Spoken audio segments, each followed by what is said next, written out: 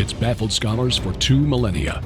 It is a puzzle made of multi-dimensional elements, an enigma with roots that reach back to the dawning of time, perhaps before.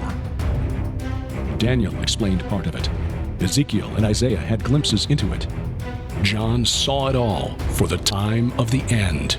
That time is now. Join Derek and Sharon Gilbert on a journey that spans the course of history, from Eden to Mount Hermon, from Hermon to Babel, from Babel to Rome, from Rome to the cross, and from there to us. Biblical prophecy is coming true before your eyes, and to understand it, you must discern the times both then and now. It's time to unravel the threads of this all-encompassing prophetic paradox. It's time to unravel Revelation. Welcome to Unraveling Revelation. I'm Derek Gilbert. I'm Sharon Gilbert, and we are delighted to have you in our barn once again. We thank you for helping us to build this barn. We promised a couple of weeks ago that we were going to talk about head binding and those shapes that appear to be cone heads.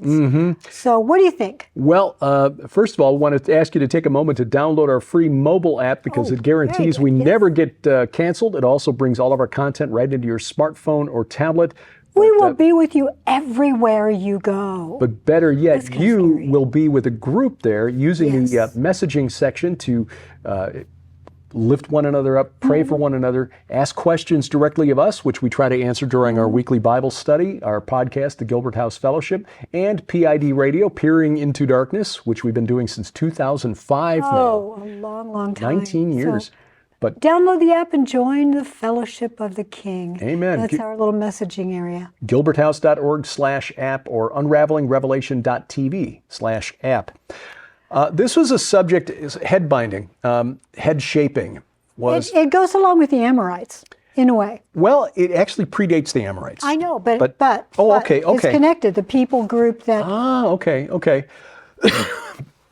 We go back in history, and I got onto this subject because of the interest in the artificially shaped skulls in Peru, the so-called Paracas skulls, which date to about 800 AD. So they're relatively recent in terms of human history. But that tells us that the practice has continued. Right. It's spread all around the globe. The Chinook Indians of the Pacific Northwest, certain villages in France about 100 years ago, this was a common thing. When children are young, their heads are bound in a certain way very tightly to force the skull to develop in an abnormal shape, and typically it is in either a flathead or in the shape of a cone.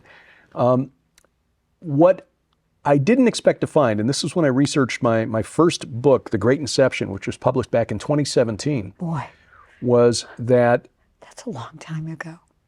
Yeah, it does seem that way. We learned a few things since then. A few. But one of the things that surprised me was that archaeologists, the few who are willing to touch this subject, because it has become a favorite subject of fringe archaeology and pseudo-archaeology.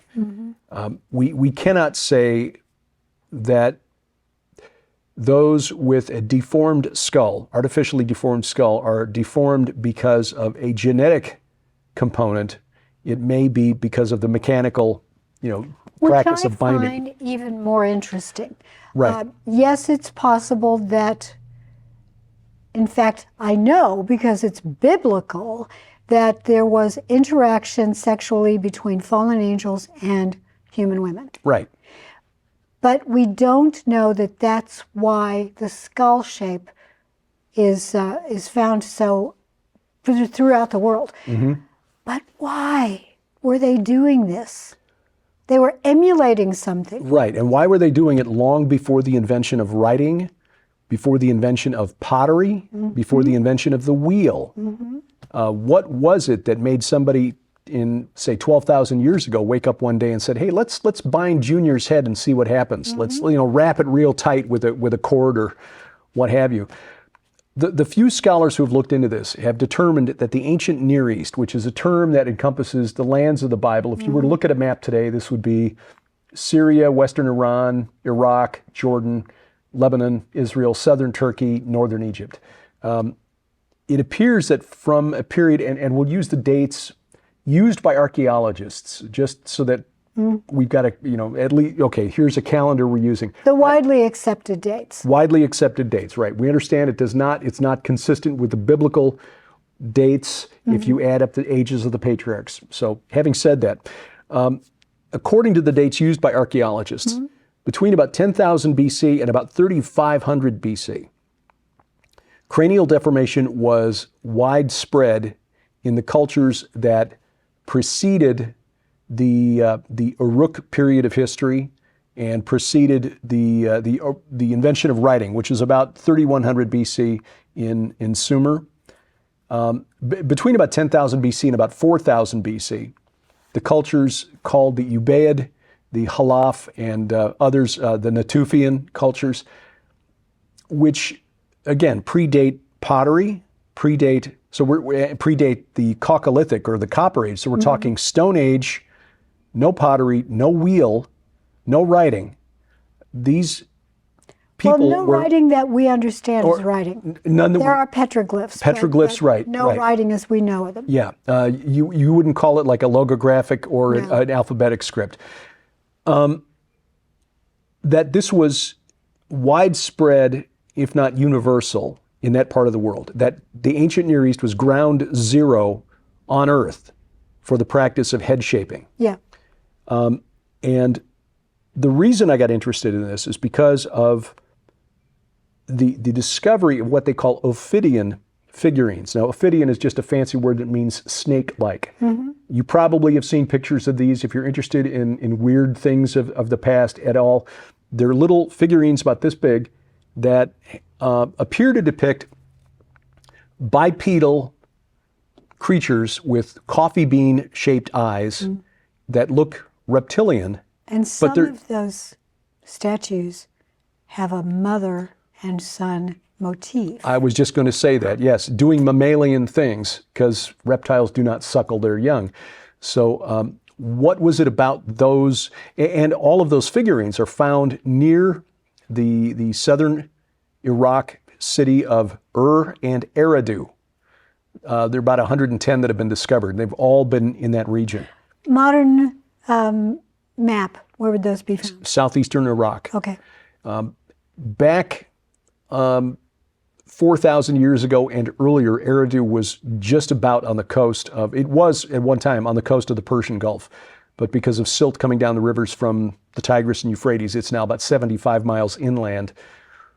It was the home of the temple to the god Enki. And Enki was a very important deity in ancient Mesopotamia, even down to the time of Nebuchadnezzar in the 6th century BC. Enki and his temple, the I-Abzu, means house of the abyss. He was the god who was at one time in control of all of the principles that guided human civilization, the Mes. And as you know from your research into Inanna, his niece, Inanna, the goddess of sex and violence, stole the Mes and took them to her city, got him drunk, right? And he thought, he was looking for a good time, and she got him drunk, he fell asleep, and she stole the Mes and took them to her city, which was Uruk, which was the home city of Nimrod, right, according to the Bible. This may just reflect a change in the politics of the region, that Eridu lost its political influence and that Uruk became the dominant power in the region. There's a period of history that scholars call the Uruk period, 3900 to about 3100 BC. Uruk dominated everything from the Persian Gulf to the mountains of Turkey. They were a big deal. There's evidence that they were destroying cities in what is now northern Syria around 3500 BC. Urban warfare, 5,500 years ago with clay bullets thrown from slings. Anyway, Eridu and the Abzu, the abyss, were key to Mesopotamian religion for a very, very long time. The oldest temple that was found there back in 1949, and this is where scholars began to discover that not only did you have these little Ophidian figurines with their little pointy heads, but humans were changing their skull shapes to be pointy. Yes. When in 1949, a team excavated at Eridu after World War II, they found 206 sets of human remains at Eridu, and all 206 showed deformed crania. That's 100%, according to my math. All 206 out of 206. They found 1,000 sets of remains. These were the 206 that they could identify.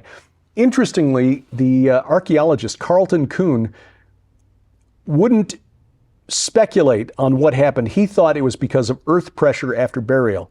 They put him in the ground and the pressure of the earth pressing down forced it, even though the skulls, he admitted, showed no signs of cracking, which you would expect if the bones were being pressured, put under pressure. So for some reason, at this site, the home of the god of the abyss, humans were shaping their heads into little points, and they were making these little figurines that looked like pointy-headed reptilian creatures that are bipedal. Now, why would they be doing that? Well, as we've talked before, the figurines in many cultures represent a way of bringing the god to locality. So if this is a representation of the god they were worshiping, I think that they saw something that looked like that.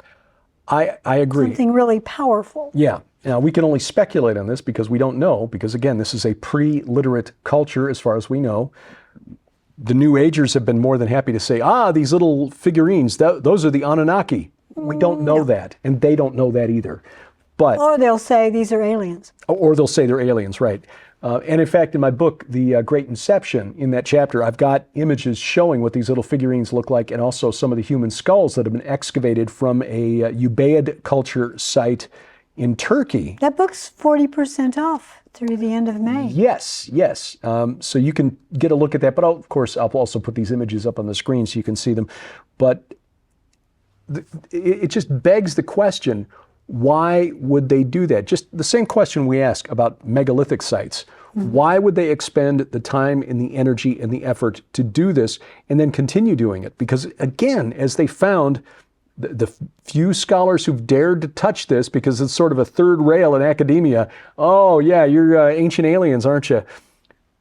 The very few who've looked at this have concluded that for a period of about 6,000 years, from about 10,000 BC, which is just immediately after the Younger Dryas period, that's about the time that Göbekli Tepe was being built, down to about 4,000 BC, or the beginning of the Uruk period of history, prior to the Babel event, people in the ancient Near East were binding their heads. This was not a hierarchical thing. It appeared to be everybody.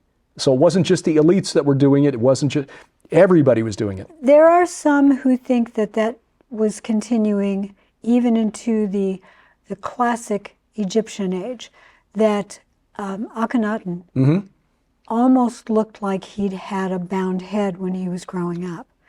And his sister also looked that way. And the kids kind of looked that way.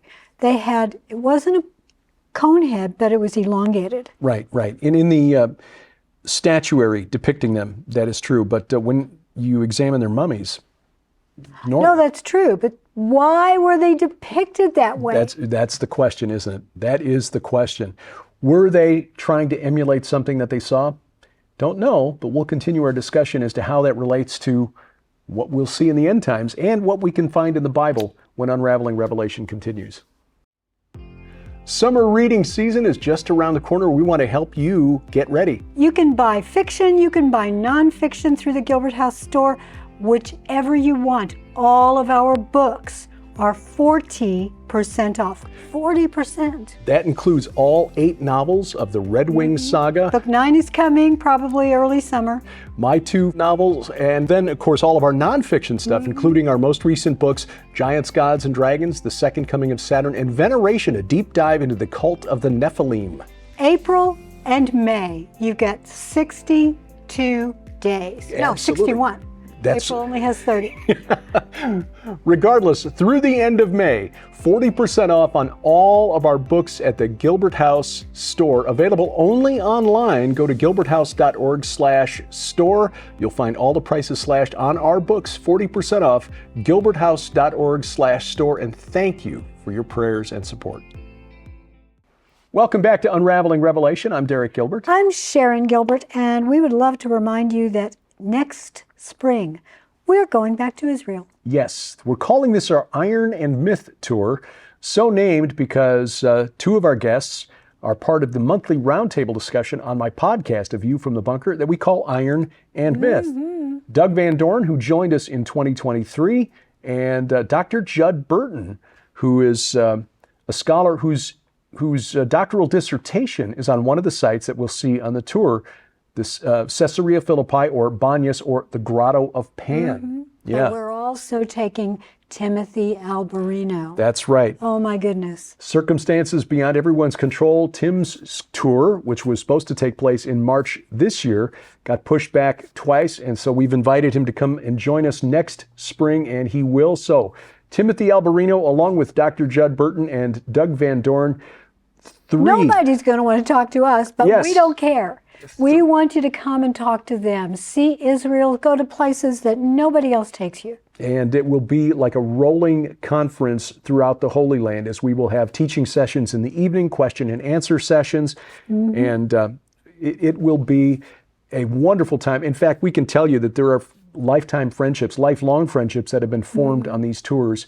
There's still a group from the 2023 tour that Have a Zoom talks by fellowship Zoom a couple of every times a week. month. Yep. So this is a wonderful way to see the Holy Land, learn about, see ground zero in this long supernatural war, and just experience it. It is a life-changing event when you see the historic locations of the temple, of the crucifixion, of the resurrection, of where Jesus declared his divinity at the Yes. right in front of the gates of hell. Oh my gosh, it is incredible. So please go to gilbertsonisrael.com, or you can go to our website, gilbertshouse.org/travel. My mouth is kind of dry right now. Yep.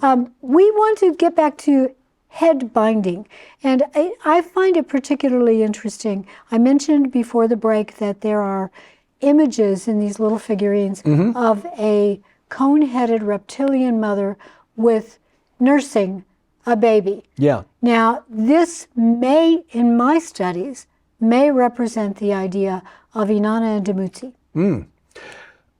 That's an interesting thought. Dumuzi, who was later her husband, but it's sort of the He's the theme. child that is the rising and dying God. Right. And in some of those stories, as with Isis, her child is also related to her husband in a special way.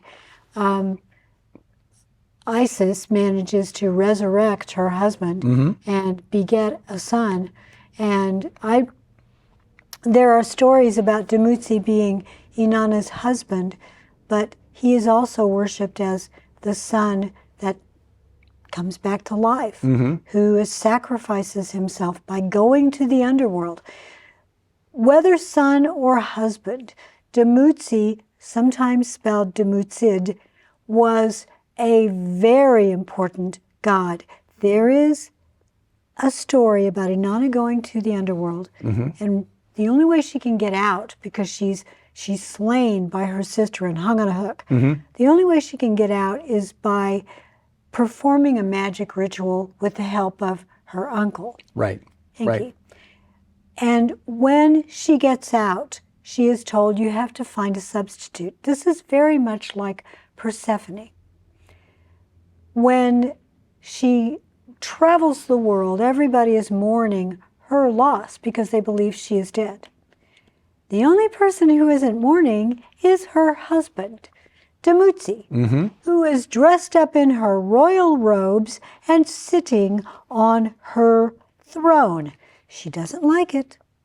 So she says Dumuzi will be her substitute. She gets out, he goes down, but in order to escape this sentence, Dumuzi, in some of the rituals, calls upon the sun god, Right. Shamash.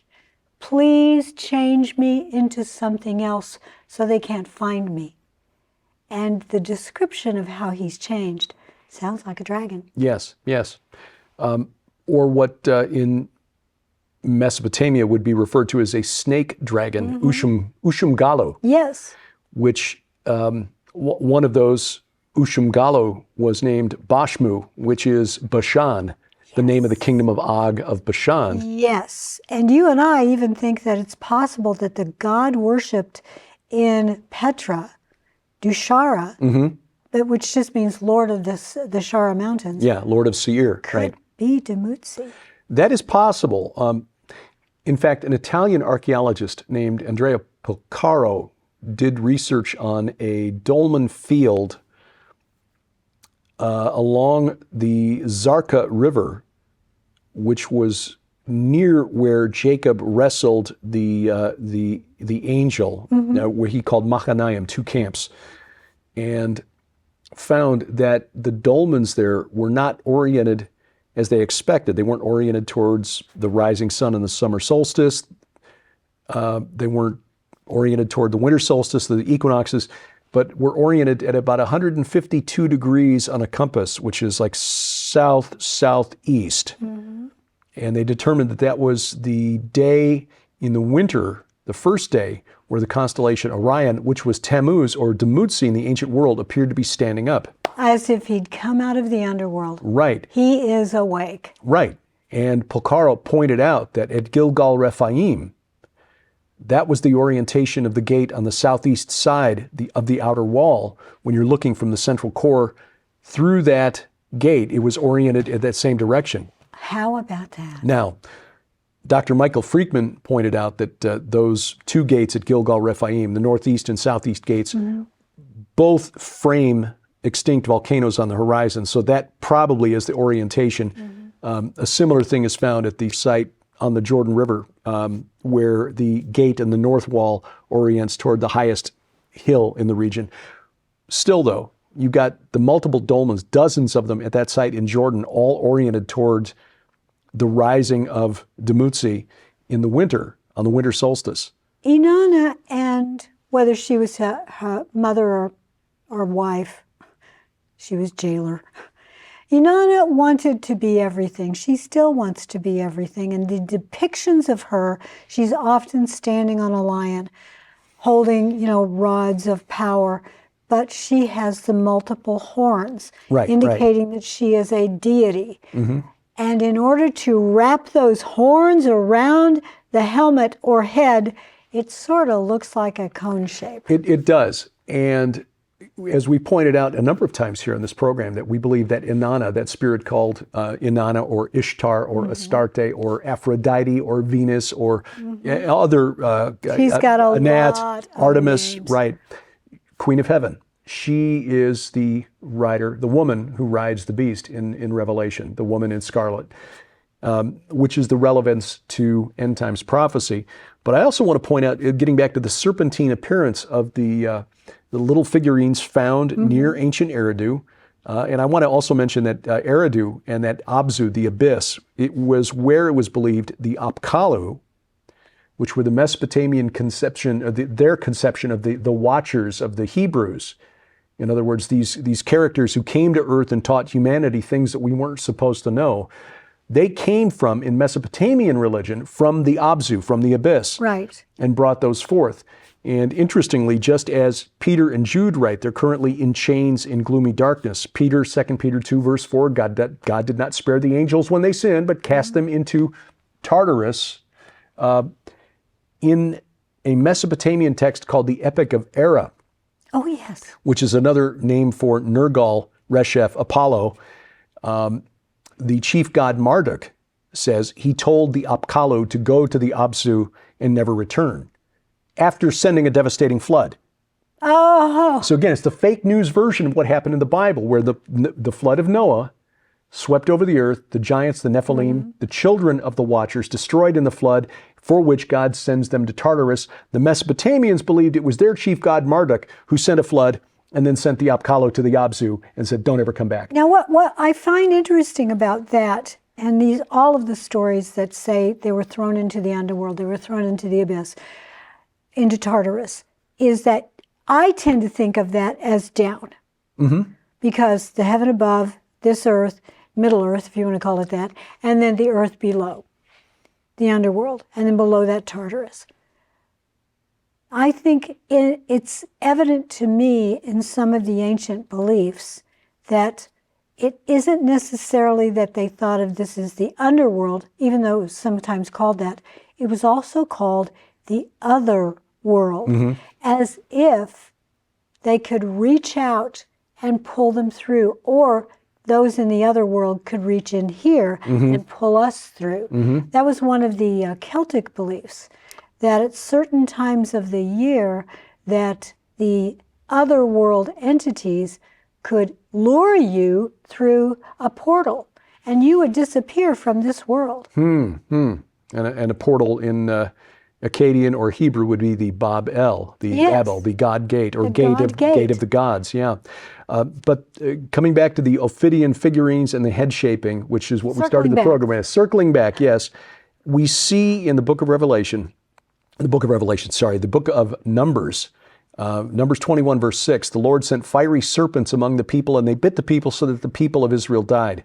That phrase is Nakashim Seraphim. The Nakash was the serpent in Genesis chapter 3 who tempted Adam and Eve to disobey, but it's used interchangeably here. Fiery serpent, and then again in verse 8, make a fiery serpent and set it on a pole, and it is Seraphim Nakashim. Seraph being a word deriving from the verb to burn. So the burning ones, fiery serpent. And in Isaiah, we see a reference to a flying fiery serpent. In other words, the seraphim, seraph is the singular form of seraphim, may have had a serpentine appearance. So these entities... They may have been dragons. They may have been dragons. Yeah, I mean, what else would you call a flying fiery serpent? But the seraphim may be what the people of ancient Mesopotamia were seeing and why they depicted these reptilian type creatures as bipeds. Now, this is something we're going to have to continue next week, but this reminds me of the opening of the abyss and the creatures, the ancient ones, Shemyaza and his group, the locust-like watchers, things, that come out. It's almost like the fiery flying serpents that were released by the Lord. He's allowing the release of the ancient watchers also to judge the earth. Right. It's a punishment. It is. And they think it's not. They think it's a jailbreak. Yeah. And again, they're only getting 5 months, but they are serving at his command. We see other references in the Old Testament that are similar to that when God marches forth from Timon, from Sinai, Habakkuk 3, verse 5. He's followed by plague and pestilence, two deities known in the Canaanite pantheon who apparently are compelled to serve at his pleasure. But that's the way all of history works. More on this next week. Yeah, they think they're rebelling, they're just fulfilling his mission. And we thank you for watching.